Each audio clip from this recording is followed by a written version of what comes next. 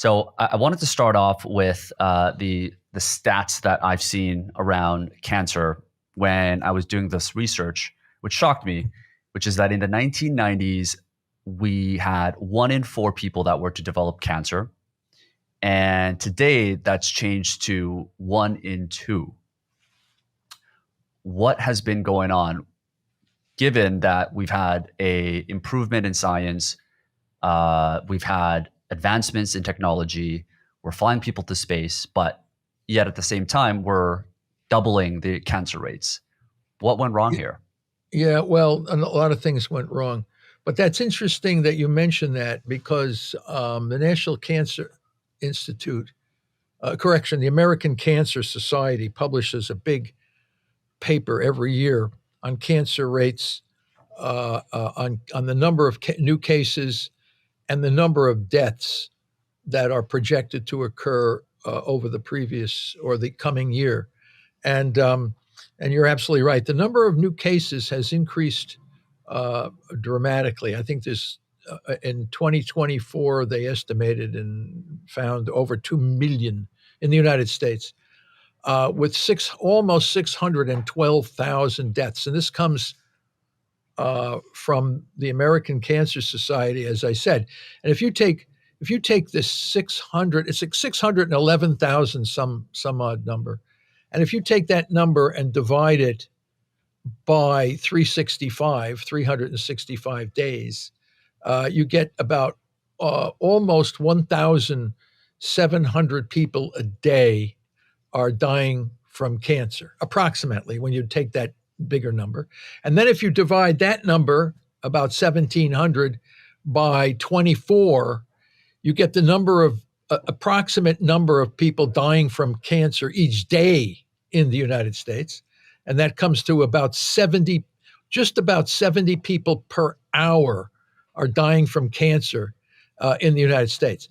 Now, what is interesting from the number that you gave me is that the American Cancer Society is telling all of us that we've made tremendous progress in managing cancer.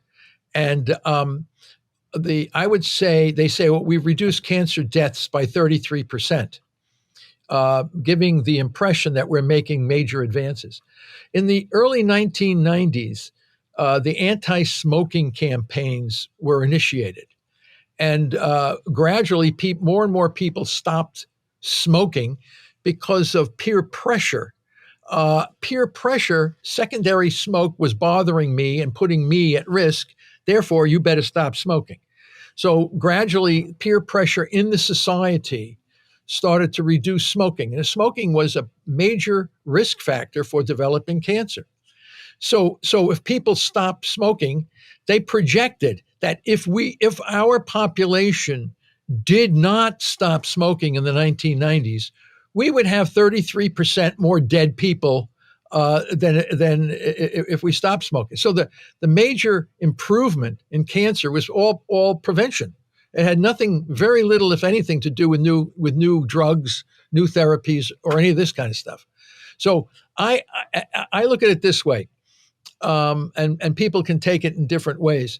President Nixon in 1971 declared war on cancer. When we declare war and we look at casualties in war, we count bodies and dead people and casualties and things like this. We don't say, oh, we had a particular engagement in Afghanistan and we had 36 people die per 100,000. It's absurd. So when you look at 1,700 people a day dying from cancer, that's a number. That's a number of souls gone from the planet. We don't divide it by per 100,000 people or per numbers of population. We look at it as dead people. So are we making any advances in cancer? Only in the prevention aspect. And now we understand from new data that the obesity epidemic is starting to replace smoking as a major risk factor for developing cancer. So we're replacing one risk factor with another risk factor. And you're right, cancer is dramatically increasing. and we're not making any major progress regardless. All you have to do is look at the numbers of dead people. We don't see we're seeing 500 people less per year dying than the last year or something like this. We just see constant, almost continuous increase in people dying from cancer. Now, if that's, which is horrific, and it's like 20 million worldwide are dying from cancer. I mean, it's not just the United States. In China, I saw a report where they said 8,100 people a day are dying from cancer in China. They have a much larger population, obviously. But you still have a lot of people dying in every country, every advanced country that we are, and not everybody collects accurate data. But the problem is, yes, it's getting worse.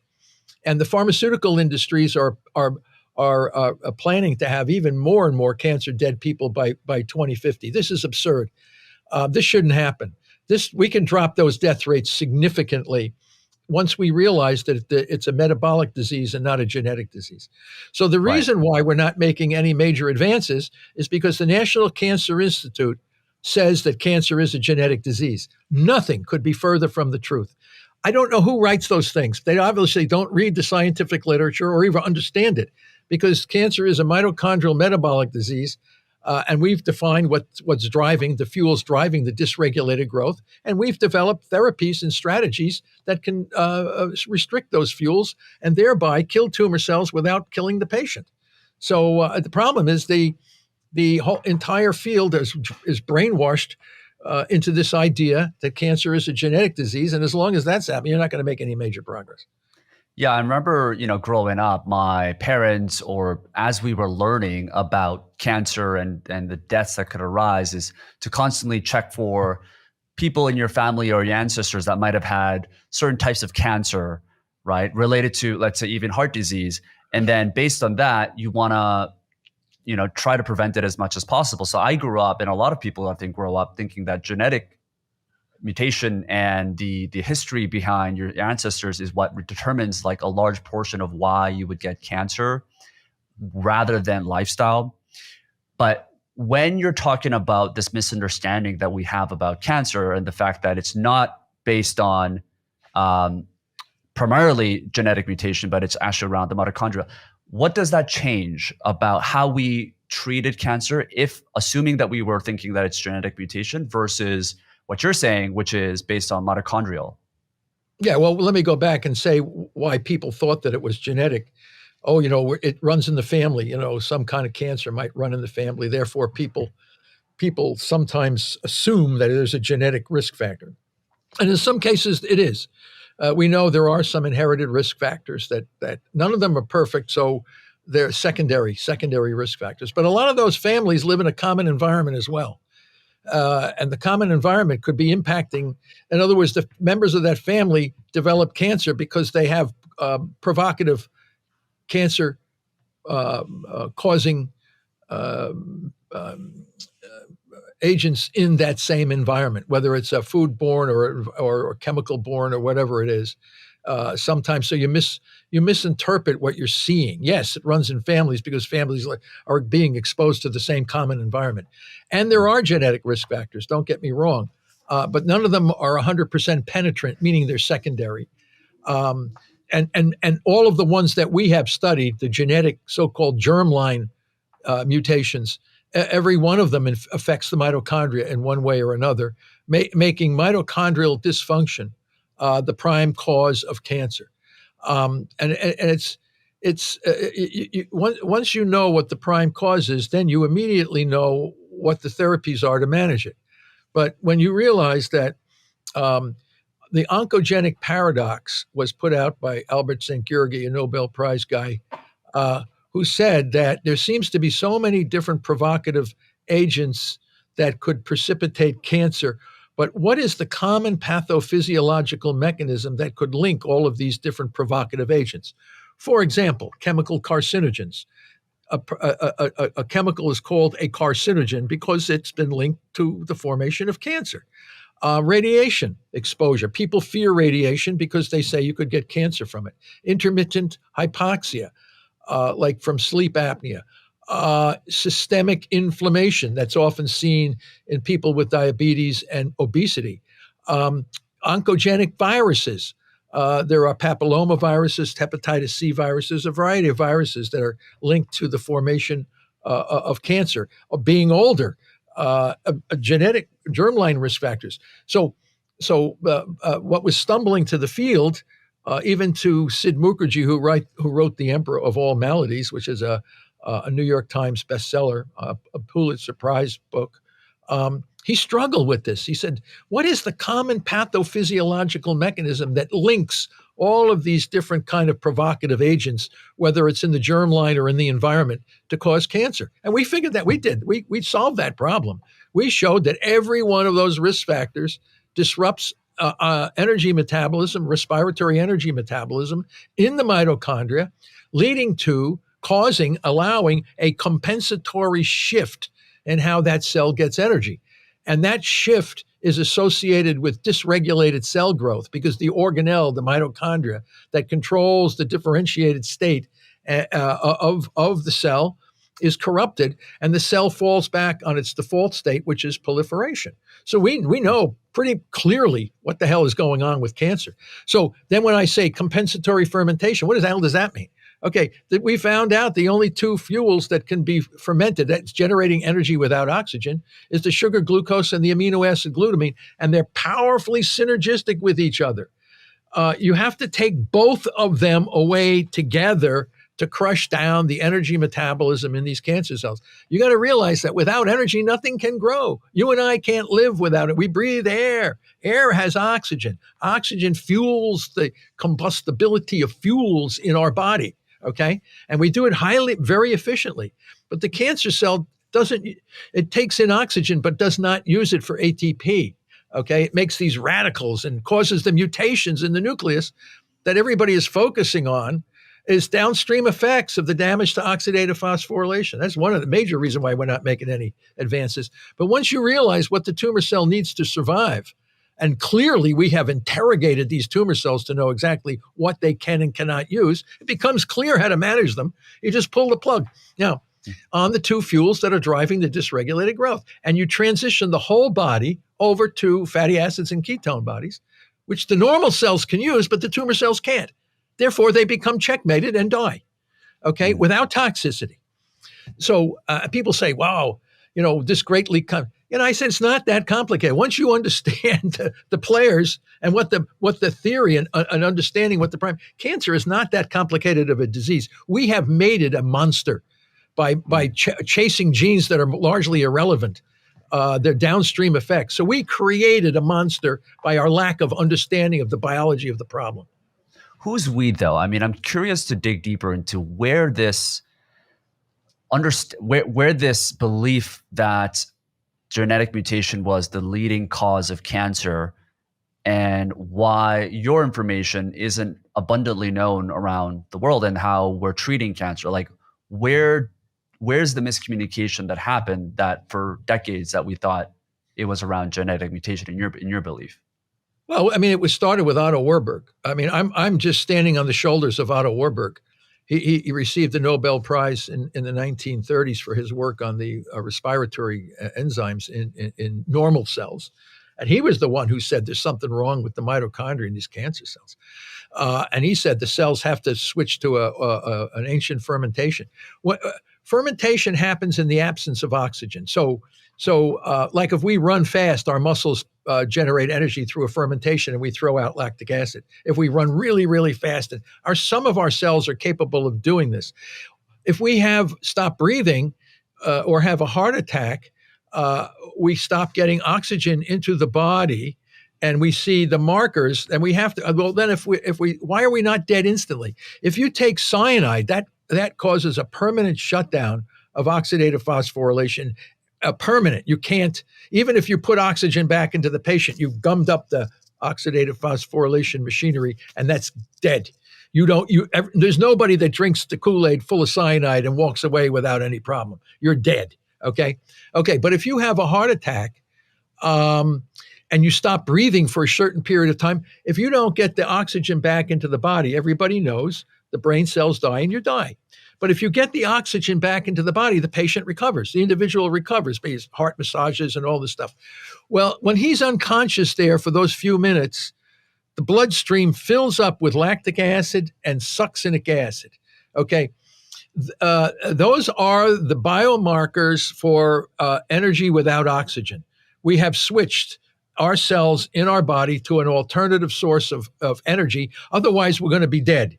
So, but we can only do that for a few minutes, 5 minutes at the most, and then we die. If we get oxygen back, we live. Now, those biomarkers, which is lactic acid and succinic acid, that would fill up from a heart attack or from stopping breathing or whatever, we see those same biomarkers in cancer cells in the presence of 100% oxygen.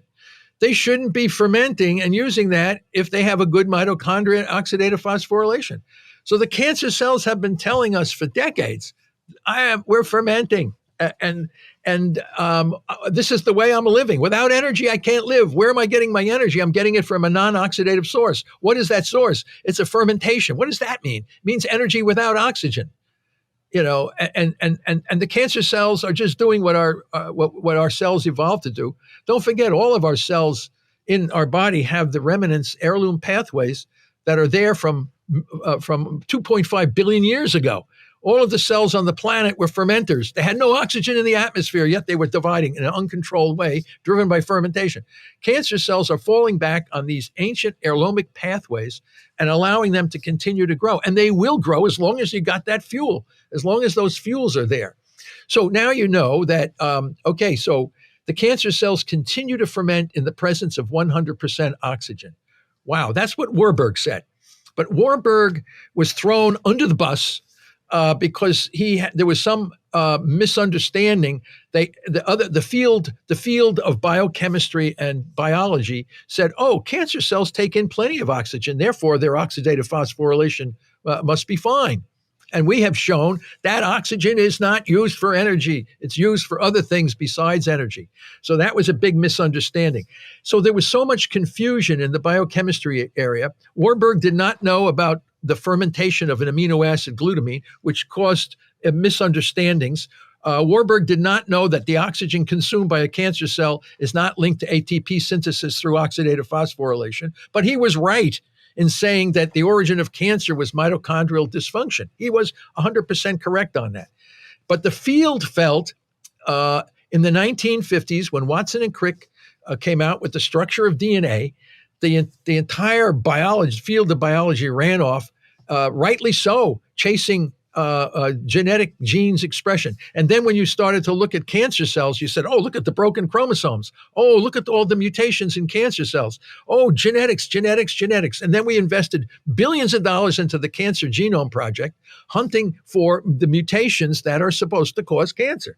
Now, there are some powerful experiments to say that those mutations cannot be the cause of cancer. We're now finding some cancers that have no mutations. Okay, well, people can argue, well, maybe we didn't look hard enough. And okay, well, it's still not consistent with your somatic mutation theory. If I use the same technique and I see thousands of mutations in some cancer cells and no mutations in the other using the same technique, something is strange here. The other thing, too, is when you take the nucleus of the tumor cell and put it into a normal cytoplasm, you no longer get dysregulated cell growth. So they said, there's something in the cytoplasm that suppresses dysregulated cell growth. On the other hand, if I take the tumor nucleus and put it in the cytoplasm I take the normal nucleus, the nucleus from a normal cell, and put it into the cytoplasm of a tumor cell, I get dysregulated cell growth. Wow. Okay, this completely throws that you can't be a genetic. It cannot be a disease driven by nuclear genes. Okay. And then they said, but only some genes, only some cause cancer. And we're going to label them drivers as opposed to passengers. So the massive field of cancer genetics started to refine what they said and said, well, not all mutations cause dysregulated cell growth, only real bad ones. And we call those drivers. New information is now coming out of the scientific literature showing that you, a young guy, you don't look like you have cancer, but if we do a genetic screen on some of your tissues, oh my God, you're full of driver mutations, but I don't have any cancer. You put all that together and you have to be you have to, I don't know if lack knowledge, you have to be an ideologue. You either have to be have some intellectual challenge, cognitively challenged, or an ideologue to think that cancer is a genetic disease. However, if you've built your entire career and being a big dog in this field and thinking you know what you're talking about, and you're the head of some medical school department, you just can't accept what I just said. Are you kidding me? I mean, the whole field is driven by the targeted genes, a multi-billion-dollar industry. You're telling me this might not be correct? You're absolutely right. We got 1,700 people a day telling us that it's not correct. And the cancer cells are telling us what we should be doing, and we're not doing it. So you tell me what the problem is. You must not be very popular amongst those circles, I imagine. I don't know whether I'm popular or not. It doesn't make any difference. We got 1,700 people a day dying, and who cares whether I'm popular or not? What are we going to do to help those poor souls? Let's simplify this for the audience. So maybe people have some understanding of the differences between mitochondrial dysfunction versus genetic mutation. What's the actual lesson here for people? If, assuming the mitochondrial dysfunction is the primary cause of cancer, what does this mean for those people that are trying to prevent cancer or people that already have cancer? What changes should they be making based on this information to get to their goal? Well, you have two different things here. You have prevention and then you have treatment. So you have to say, well, what do I need to do to prevent cancer? Cancer is very, very rare in normal mitochondria. We haven't found any tumor yet that has normal mitochondria. So one way to prevent cancer is keep your mitochondria healthy. Okay. But the problem is, to do that, people don't want to do that. Okay, they don't want to change their diet and lifestyle and exposure to chemicals. They don't want to do that. They don't want to do. Our ancestors rarely had cancer. How do we know that? Because when I say our ancestors, I'm talking about our Paleolithic ancestors from several 100,000 years ago. All right, these guys were hunter-gatherers. They had a lot of exercise. They tracked down, killed big animals, and they ate a lot of meat. Ate whatever they were omnivorous. So we had tremendous amounts of exercise. We had foods that we ate were no highly processed carbohydrates. You have a very different diet and lifestyle. People say, well, how do you know what those guys did? Because we have certain populations of people on the planet that live according to their traditional ways. And they rarely have cancer. How do you know that? Because Albert Schweitzer documented this, a physician, humanitarian. He went into these primitive tribes in Africa and he was shocked. Couldn't find anybody with cancer. And yet, nobody. No, he looked at 40,000 people. 40. We have. I don't know if he found one or two. There are certain kinds of. There was one kind of Burkitt's lymphoma, which came from a parasite infection. It was initiated by parasites, but the parasites damage oxidative phosphorylation, leading to dysregulated cell growth. So you can predict how these tumors are happening, but the incidence was rare. It was very much less common than what you saw in industrialized societies. As a matter of fact, in England, in Wales, in 1865. Cancer was not the number one killer of the population. It was tuberculosis and some viral infections and things like this.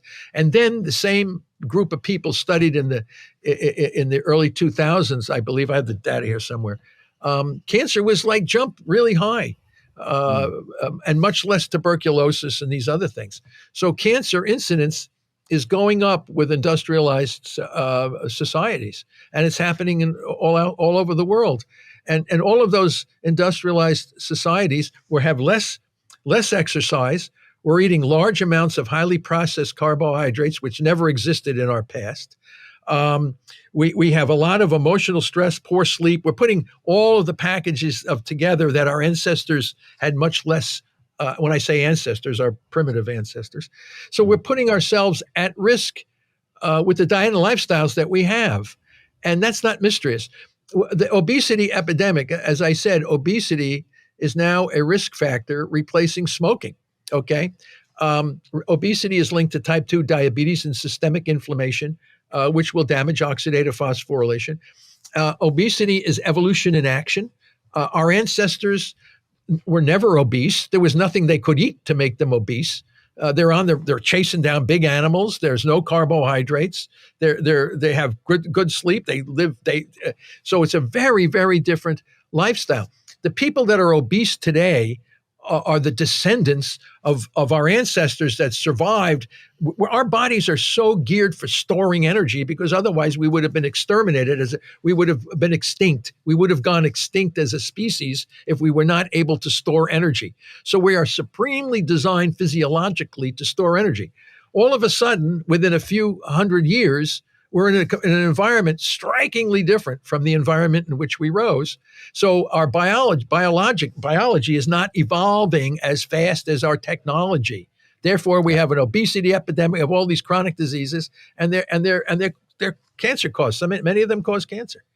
What about the argument that our ancestors in the Paleolithic, even in the Neolithic era, that didn't necessarily survive past a certain age? So people just were, in general, were dying a lot earlier because of various reasons, lack of antibiotics and so forth, and even didn't really have much to track whether they had cancer or not. And this day and age, we have certain cures that exist, like that would normally have killed us before, and people are just in general living longer because of the advancements of science and technology.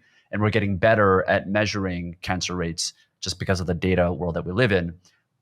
Are there any truth to that, where just in general people weren't living as long and that's why they may not have had cancer? Well, let's break it down and let's think about it a little bit more. What killed most of those people in those days? They didn't live as long. Yeah, you're right. They died from infections and injuries. There wasn't orthopedic surgeons to fix a broken hip, replace a knee. So those poor guys that had to track down and kill animals are not going to be so effective at that, right? So think about it. Injuries and infections were the major cause of death of our ancestors because they didn't have antibiotics. They didn't have the medical advances in keeping us alive longer, so they would die for sure earlier. The wolf is the same. Okay, the wolf dies in the wild from injuries and infections. All right, all of our domestic dogs arose from the wolf, right? So cancer is the number one killer of domestic dogs. You ever see how obese these dogs are? They're eating the same crap food that we're eating, and they're all getting cancer. They're not dying from injuries and infections because we're taking care of them at the vet. They're dying from cancer because we're in a new diet and lifestyle issue. And the primitive tribes that live according to their traditional ways, yes, we can have antibodies for these folks, but they're all very active. They're all eating natural kinds of foods. And what's more, we're seeing cancer now exploding in younger numbers.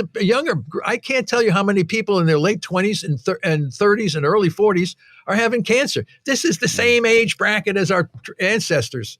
So when you break it down, it was diet and lifestyle, baby. There's no other explanation. We're in toxic environments. We're eating the wrong foods. We're not exercising. We're all freaked out, sitting in traffic.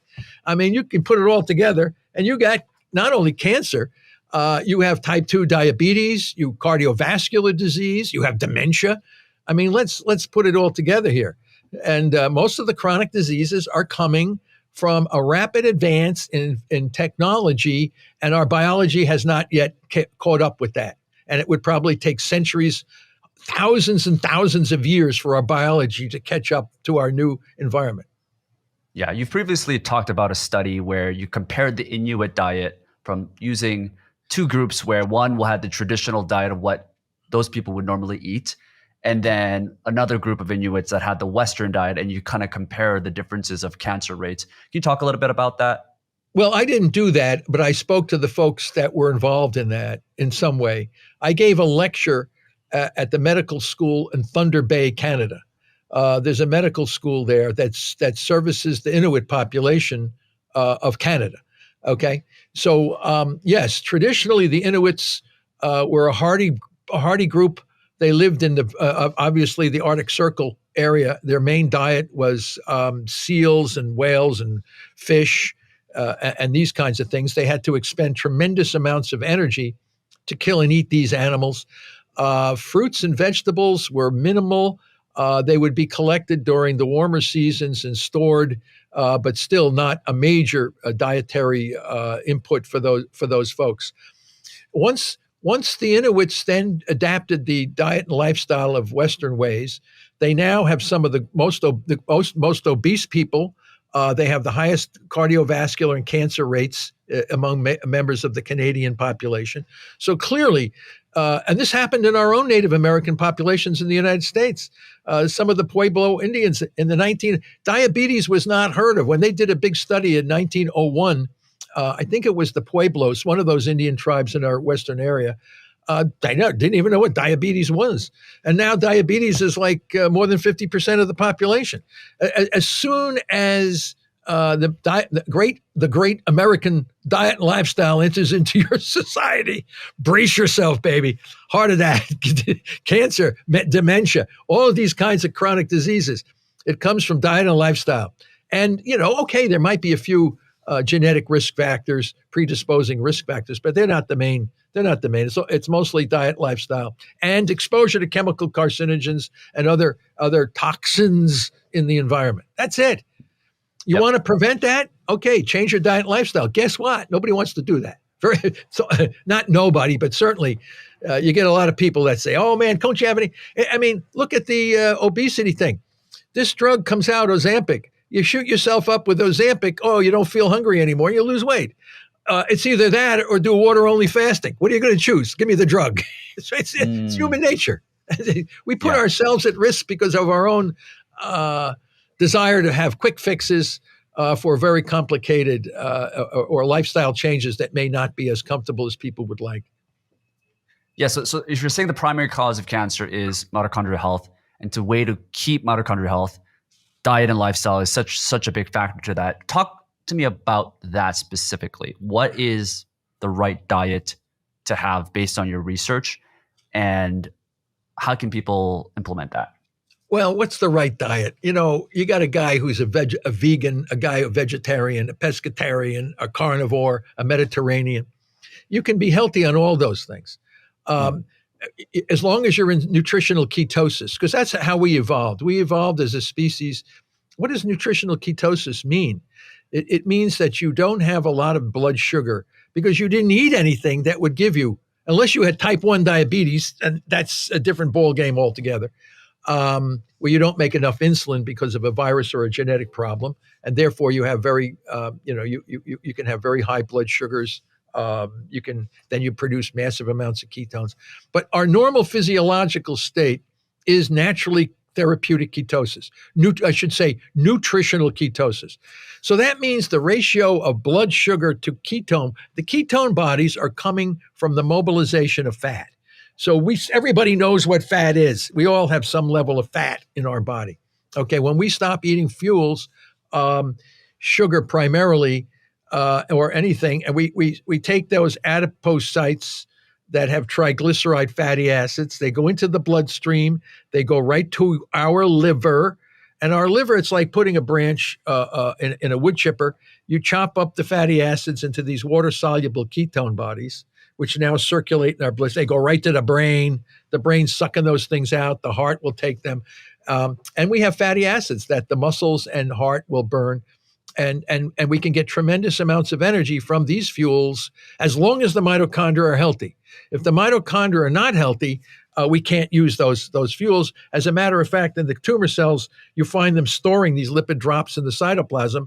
They can't burn them because the machine to burn them, the engine to burn them, is broken. So they store in the cytoplasm. So keeping your mitochondria healthy in normal cells that are not cancer means shifting energy from carbohydrate to fat. And the ketone bodies are, not only that, when our mitochondria burn ketone bodies, they actually reduce the amount of reactive oxygen species. They become super energetically efficient. As a matter of fact, when we burn ketones, we get more, each breath of air we take in, we get more power-driven energy when you burn ketones than when you burn carbohydrate. And this is a bioenergetic principle that was worked out by my late colleague, Dr. Richard Veitch, head of the metabolism branch at the National Institutes of Health.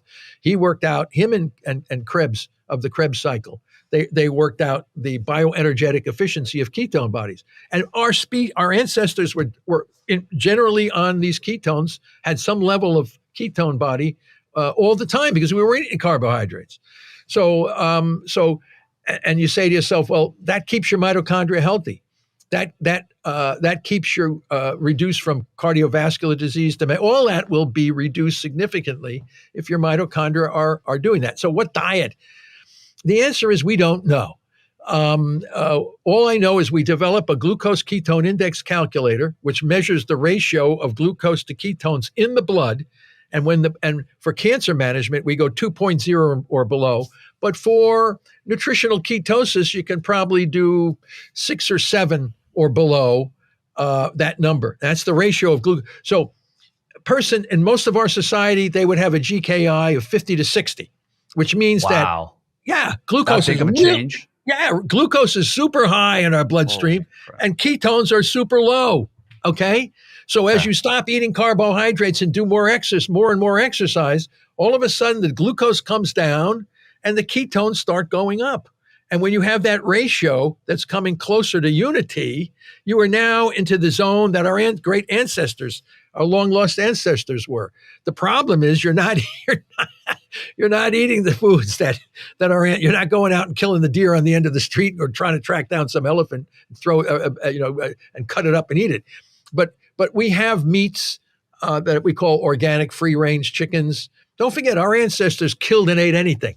We're omnivorous. Anything that we could walk, crawl, flew, grew, we would be able to prepare it for food. So people always ask me, what can I eat? What diet? I don't know. I said, why don't you experiment on yourself and find out? I says, go eat bananas and see what it does to your GKI. If the GKI is too high, don't eat the damn banana. It's not that kind. Everybody says, he didn't say what I should eat. I said, eat what you normally eat, measure your GKI, and if it's still high, don't eat that. It's not, and everybody's different. Some people can't, I can't eat meat. Okay, then do it on plants and see what the plants will do for you. The guy says, I can never eat a plant. Just eat carb. Everybody says, what can I eat? I don't know, for Christ's sake. Just measure your GKI and see what you can eat or not eat.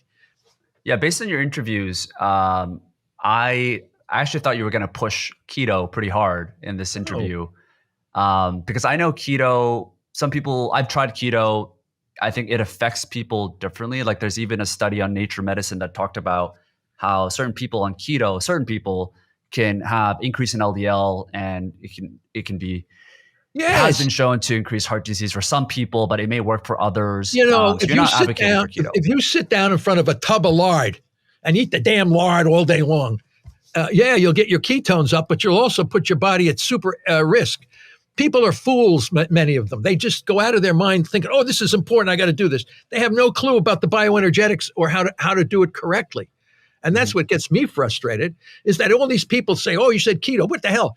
Just drink water, you can get into ketones. You can get the same level. I don't want to do that. Okay, well then what do you want to do? I want to eat this. Okay, see what it does to your GKI. If you're in ketosis, doesn't make a difference what you're eating. So people can do it if they're on a carnivore diet, a vegetarian diet, pescatarian diet, Mediterranean diet.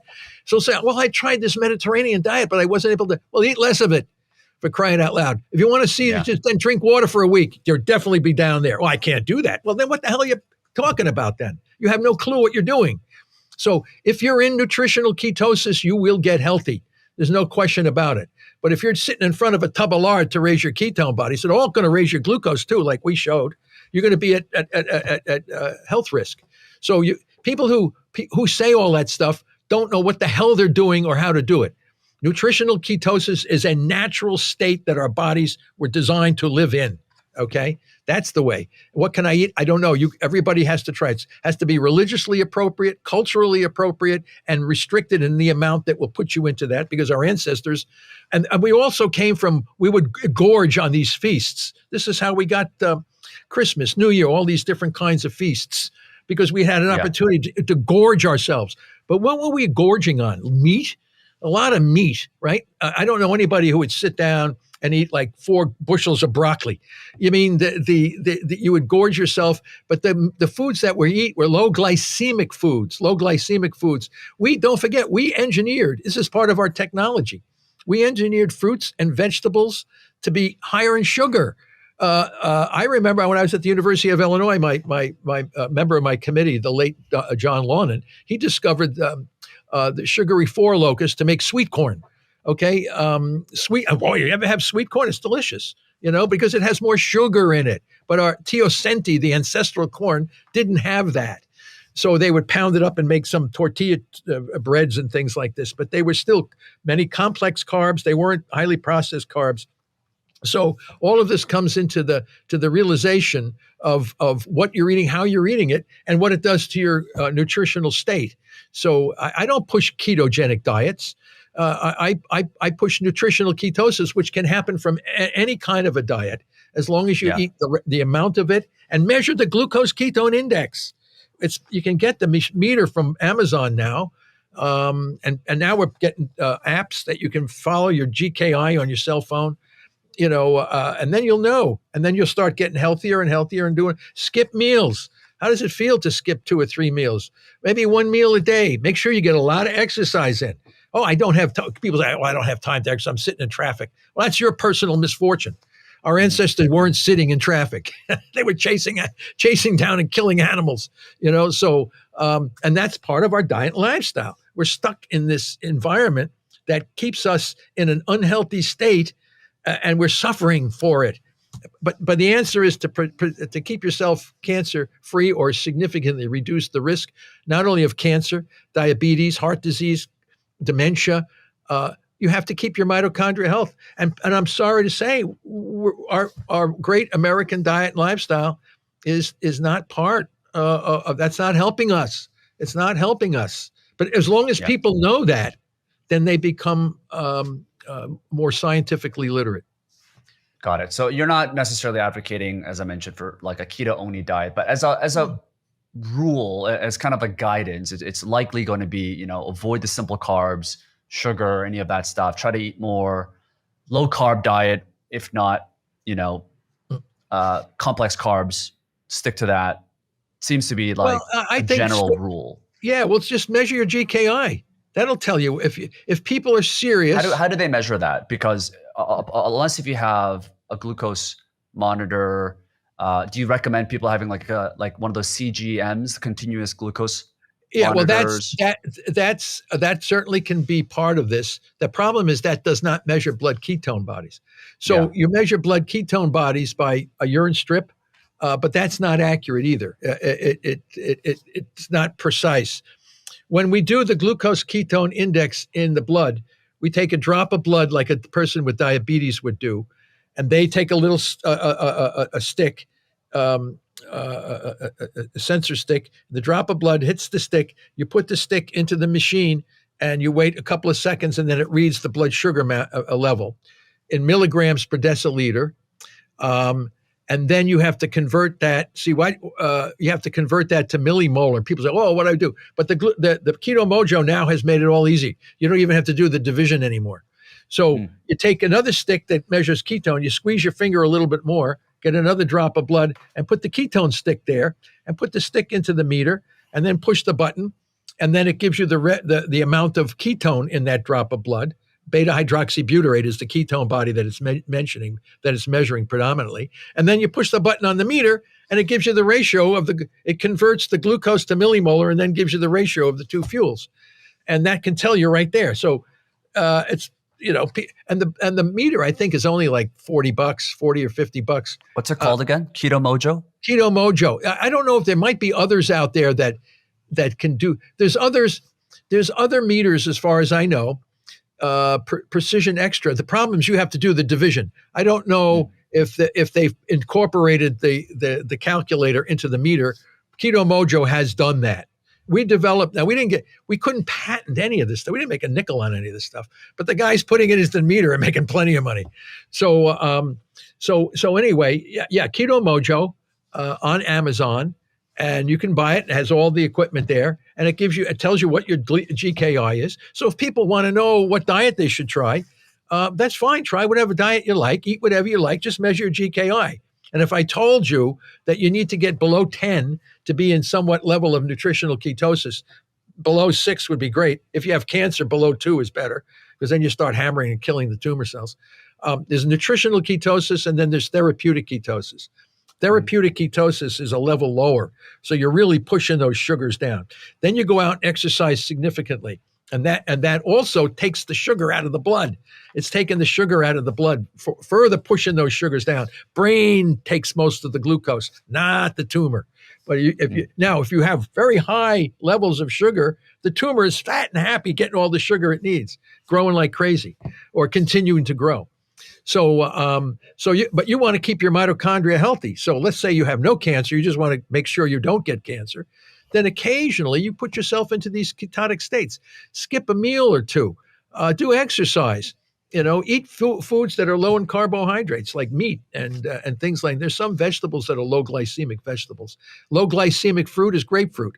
Okay, so we did this when I worked in the epilepsy field. We had to monitor blood sugars in these pediatric epilepsy kids. And grapefruit would give you plenty of vitamin C without jacking your blood sugar up. So all of these things have to be recognized, and it's just not sitting down in front of a tub of lard and eating this and saying, "Oh, I got cardiovascular disease." They smashed that lard on that guy's head. He has no clue what the hell he's doing. So bury his face in there. I mean, you got to have a few functional brain cells if you want to know what to do. And that's why I call scientific literacy is absolutely essential. And unfortunately, that seems to be on short supply for people in most parts of the world, I would say. Yeah. So we covered diet. You mentioned skipping meals. So talk to me about fasting, and particularly around the differences between the effects of our glucose, at least related to cancer, between intermittent fasting versus prolonged fasting. How effective is intermittent fasting? Because I understand there's not a lot of high quality randomized clinical trials around humans sharing about how intermittent fasting can actually affect cancer. I know there's done in mice, maybe pigs. What are the effects of intermittent fasting versus prolonged fasting based on studies we found? Well, don't forget, we evolved in both of those states. We would intermittently fast between feasts, between big kills. You think how hard it was for our ancestors to kill a buffalo or a deer or an elephant. You're not going to run out and do that every single day. You're trying to store the meat as long as you can, and whatever tuber or vegetable you might have, you're going to be doing that. And you're not eating 3 meals a day. You might be nibbling on things here and there. But then under long fast, this is how we evolved. We evolved to do long fasts. There were times when we would have to go weeks without food. And people say, well, you'll be dead. No, you won't. My good friend, colleague, George Cahill from the Joslin Diabetes Center, they did long-term fasting on people. They have the longest guy who fasted was Angus Barberry from Scotland. He went 377 days without eating. Now he was morbidly obese, but he did, and it's documented. It's in the scientific literature. You can read about him. He lost, I don't know, several hundred pounds over a year. Over a year of not eating. George had one guy 6 months without food, just drinking water. And he lost his job. He was a postman, got too fat, couldn't deliver the mail. Wow. Went on, and they put him on the special water-only diet for 6 months. Of course, you take some vitamin supplements, but not many, because we store vitamins in our fat. We have a lot of fat stuff, and we store them in the liver and with minerals in the bone. Our bodies are supremely designed to function without food for long periods of time. However, skinny people, I wouldn't say called skinny, I should say normal weight people, we have in the blood, you'll notice that when you fasting, we call therapeutic fasting, but prolonged therapeutic fasting will slowly drift into what we call starvation. Therapeutic fasting is healthy. Starvation is pathological. You start then dissolving muscle tissue. You should never, fat spares muscle. Fat is a way to keep our muscles and proteins there. We spare the proteins by burning the fat. When the fat starts to dissipate, now we have to attack the protein. That puts us at risk for starvation. Starvation is a pathological state, and we don't ever want to get to that state. And then when you know that, you can start seeing amino acids rising in your blood because you're breaking down protein now. But that's like to do that, you have to go like maybe 50 or 60 days of water only. And people say, well, that's crazy. Of course it's crazy. You're starving. You're going into starvation. But we're now it's very hard to go cold turkey on this whole thing. So when I say that means, I'm going to eat a big meal today, and I think I'm not going to eat any food for the next 3 or 4 days, just drink water. Your body is going to have a tremendous reaction against this, okay? Because our brains are glucose addicted. It's like a cocaine, nicotine. It has a powerful addictive effect on our behavior. You can do 24 hours. You start drifting into 48 hours and you start getting cranky and upset. And then the third day you're miserable. You're saying, well, I don't want to do this. Okay. So, and they say, well, most people drop it. They can't do it anymore. I say, well, this is too dramatic.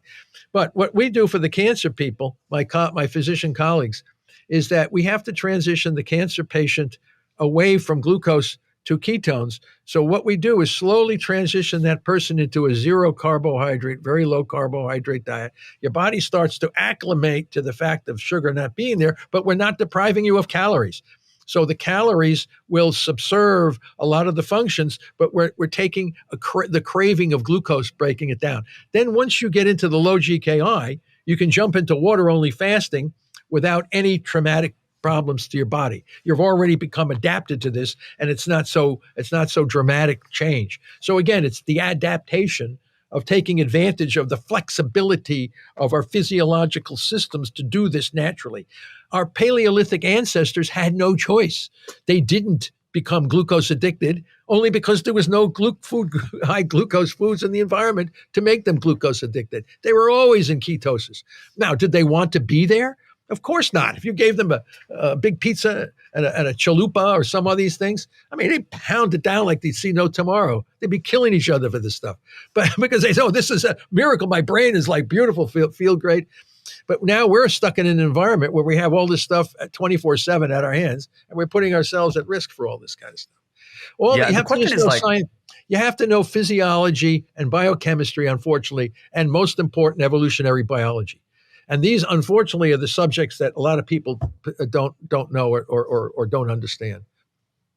Yeah, I wonder if there's any research based on what's the average our ancestors would normally fast for between meals, because a lot of people, intermittent fasting has become this big trend where people are fasting for 14 hours, 16 hours, 18 hours, 20 hours. But I don't actually know if there's any effects when it comes to cancer. Meaning, is 12 hours or 14 hours actually enough to make some sort of a meaningful impact on cancer reduction versus prolonged fasting? Well, I think you have to look at the glucose ketone index. I think some people take longer to reach a GKI of a therapeutic ketosis than another person. And sex is different too. Women are much better at doing this than men. So I think that's because they carry more body fat. It was an evolutionary conserved adaptation for energy for the child, for childbearing. Men have more muscle because their job was to kill and get the food. Women store the energy better for childbearing. So there's sexual differences, gender differences in doing this as well. It's all based on our individual physiology. So the answer to your question is I don't know. And it would have to be on an individual basis, and maybe people who would want to study large numbers. I worked with some Chinese groups where they were looking at the effects of water-only fasting for a week. And another colleague, Isabella Cooper from London, is doing these kinds of studies. And what she's doing, she's putting patients into these states of therapeutic ketosis. She's doing a very kind of opposite study. It's very interesting. She'll take her subjects and bring them into a state of nutritional ketosis by intermittent fasting or longer fasting, and looking at all the blood biomarkers, her HDL, LDLs, all the different micronutrients, macronutrients, and seeing after a month or two in this state, now let them eat high carbohydrate diets, and see how fast it knocks all of the markers out of normalcy by shifting from. It's almost like going from our Paleolithic state switching quickly to a Western diet state and see how fast it knocks out all of the parameters from what we call healthy zones. So it's just like the opposite of what other people do. But the answers to your questions are slowly coming from various kinds of controlled experiments and things like this. But everybody can do it themselves. Each person can be their own control in knowing it for themselves, what their bodies, how long it takes them to get into these zones. And then they have their own. They can't compare it with some other guy in a different country eating different foods. Do it with your own self. You have your control. I'm eating every day, whatever I eat, 3 meals a day, a lot of processed carbs.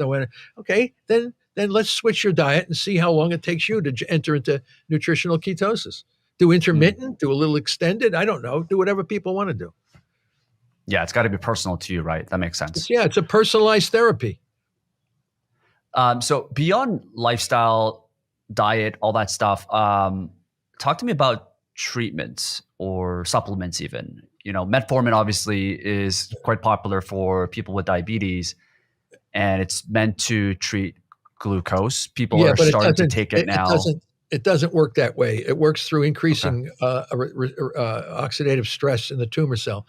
Metformin, if you have a blood sugar of 320 milligrams per deciliter and you give metformin and bring it down to 110, you've brought your blood sugar down way. But that's to kill cancer cells. You got to get those blood sugars down much further than that. And metformin then interferes with that. So it's only, we did these studies. You start getting lactic acidosis. When you put people in, we did it in the mice. When you put the mice in fasted states and then give them metformin, they were getting sick from lactic acidosis. But metformin could be therapeutic by a mechanism not related to the glucose levels. They itself can cause oxidative stress in the cells, which can then kill them by oxidative stress, which is independent of glucose. So there's a lot of things that need to be known about that. Yeah, I guess there's people that I would trust online that are taking that, but it's interesting to hear. Well, you can take it. I mean, for type 2 diabetes, for sure, it'll lower your blood sugar. So will Ozempic. It just anything that will make you nauseated, you don't feel like eating, your blood sugar is going to go down, right?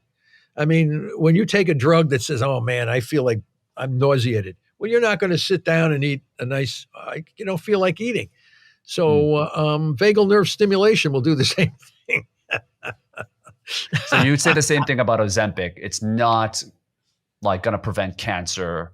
Well, it could because right. It could. It could definitely. I don't know what it might make your mitochondria. If you're elevating your blood ketone levels and lowering your blood sugar, it could be therapeutic. I haven't seen papers looking at GKI levels from people with Ozempic.